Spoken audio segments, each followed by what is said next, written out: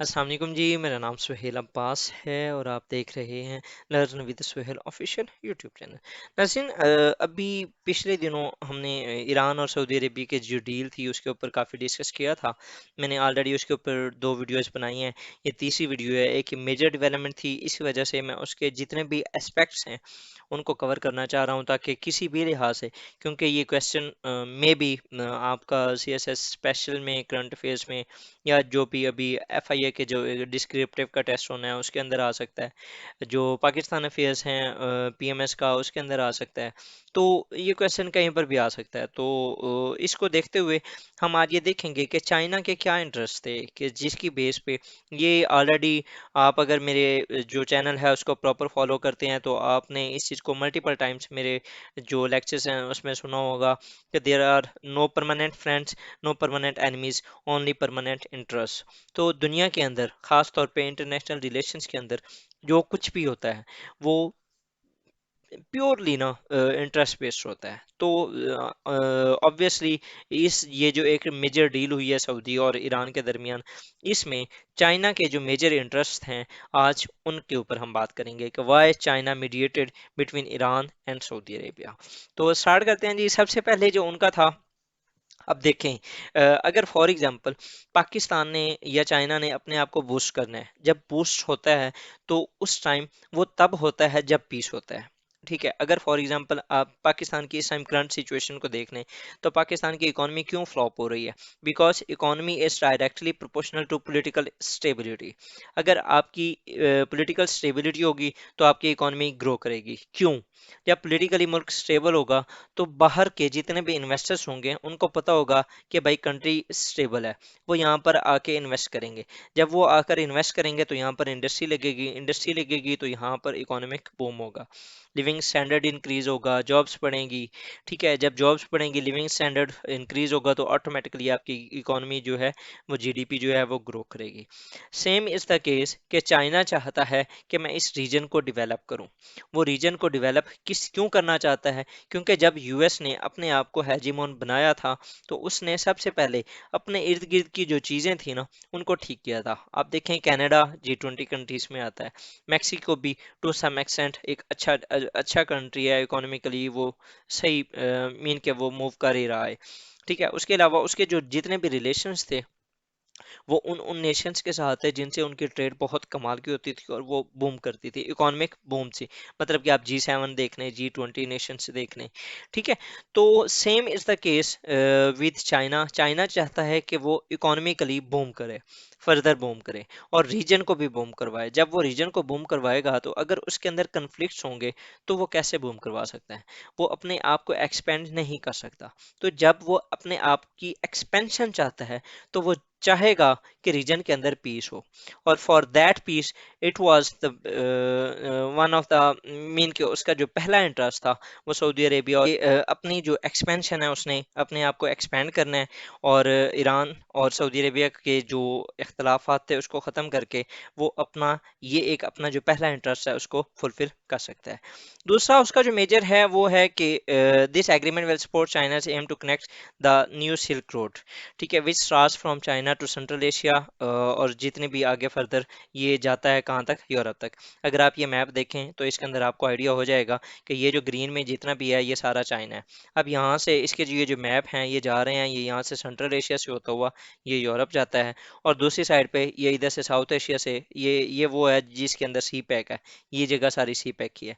तो यहाँ से होता हुआ ये वेस्ट एशिया, इसको भी मिडल ईस्ट ही कहते हैं, और यहाँ से पर्शियन गल्फ से होता हुआ ये अगेन यूरोप जा रहा है। तो जब इसके ये दो मेजर रूट हैं, वो सारे इस के दरमियान सारा पर्शियन आता है और आपका अरब वर्ल्ड आता है। तो अरब वर्ल्ड के अंदर अगर इश्यूज होंगे या वहाँ पर अगर कन्फ्लिक्ट्स होंगे, वायलेंस होगा, तो क्या उसकी जो रूट्स होंगे वो प्रॉपर स्टेबल रहेंगे? नहीं रहेंगे। तो दैट इज द रीजन कि चाइना चाहता है कि उसके जो इवन के रूट्स हैं वो भी इस तरीके से रहें कि वहाँ पर किसी किस्म का कोई वायलेंस ना हो। तीसरा है जी maritime silk route passing through the Persian Gulf, ये ऑलरेडी मैं आपको बता चुका हूँ। चौथा है जी the deal will save the economic and development interest of China and the region. अब आप इसके लिए आप देखें कि चाइना ने अभी पिछले दिनों सऊदी अरेबिया के साथ $30 बिलियन की डील की है फॉर ऑयल। सिमिलरली उसका चाइना का ईरान के साथ भी एक $400 बिलियन की डील हो चुकी है। तो वो क्या है, उसके इकोनॉमिक एंड एनर्जी के जो रीजन्स है ना, वो भी चाइना को फोर्स करते हैं to to mediate between Iran and Saudi Arabia, ताकि वो अपना जो इन्फ्लुएंस है इन दोनों नेशंस के ऊपर वो कैरी ऑन कर सके और उनसे कुछ इन रिटर्न ले सके। नेक्स्ट अगर चले तो जो पांचवा है, Beijing is invested having uninterrupted routes and capital to import energy from Middle East, ये हमने ऑलरेडी बात कर दी। Iran and China have signed a comprehensive strategic partnership to improve investment and cooperation in fossil fuels, renewable energy, security of energy supply, demand, and including transportation security to China।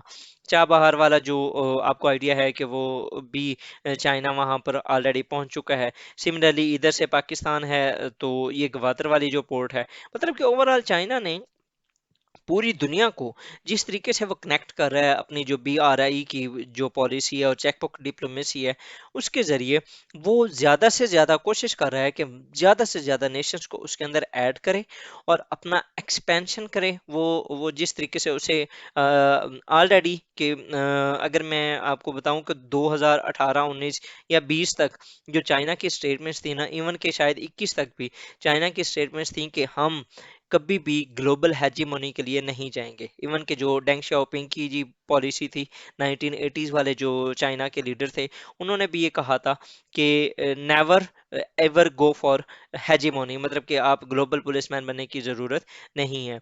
तो China के जो president Xi Jinping थे, उन्होंने भी कभी भी overall forums के ऊपर कहीं पर भी उन्होंने ये नहीं कहा कि हम ग्लोबली हेजीमोनी के लिए जा रहे हैं। लेकिन uh, as the US policy is going against China, तो अब maybe कि they are moving from that policy to a more aggressive policy towards US and the West। और वो किस तरीके से जा रहा है अब आप देख सकते हैं। ईरान सऊदीया डील हो गई, उसके अलावा यूक्रेन के अंदर वो सीज फायर करवाने की कोशिश कर रहा है, उसके अलावा वो रशिया विजिट किया उसने और वहाँ पर उसने मल्टीपल इस तरह की डील्स की हैं लाइक एनर्जी की। उसके अलावा रशिया चाइना जो एक अलायंस बनता हुआ नजर आ रहा है। तो ये जो सारी चीजें हैं ना, ये जो चाइना है उसकी एक इमर्जिंग फॉरेन पॉलिसी और एक जो चेकबुक डिप्लोमेसी है उसको स्ट्रेंथन करती हुई नजर आ रही है। अब ये जो था ईरान और सऊदी अरेबिया की डील थी, ये it is considered by the experts and political scientist the failure of US foreign policy. कैसे? Political observers in the US see the agreement and the China's role as the mediator as a failure of Biden's administration's foreign policy for leveraging a vacuum and pushing Saudi Arabia towards into China। अब आपको याद होगा कि कुछ अर्सा पहले Biden की जो Saudi Arabia उनके साथ इशू हुआ था और ऑयल प्राइसेस, और इनका फिर झगड़ा हुआ जिसकी वजह से इन्होंने एक दूसरे के साथ वो कुछ तनाव इस तरह का था कि वो बढ़ गया। फिर उस तनाव की वजह से जो सऊदी अरेबिया था उसका टिल्ट जो था वो चाइना की तरफ बढ़ गया। फिर दिसंबर में शायद ये हुआ था कि उनकी डील भी हो गई। तो वो जो एक्सपर्ट्स हैं वो ये कहते हैं कि जिस तरीके से यूएस ने अपने long term ally Saudi Arabia के साथ उस टाइम किया, ये नहीं करना चाहिए था। That is the major reason कि जब उसने एक वैक्यूम छोड़ा तो वहां पर चाइना ने उसे रिप्लेस कर दिया। However, the presence and influence of the US in Middle East cannot be disregarded despite the presence of rising China in the region. Although the US does not consider China's role harmful to Saudi-US relations, it must be cautious about abandoning its presence in the Middle East।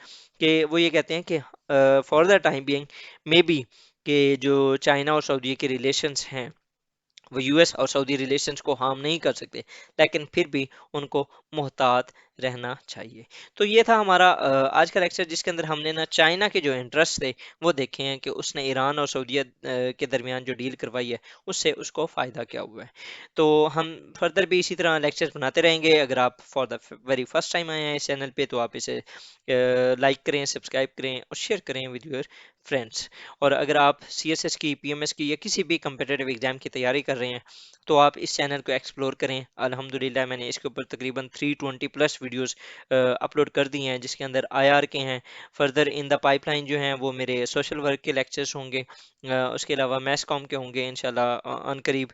US history in the pending है, gender studies और Islamic studies भी, English ऐसे की मैंने पूरी series बनाई हुई है, तो आप उसे भी देख सकते हैं। Hopefully it will be helpful for you.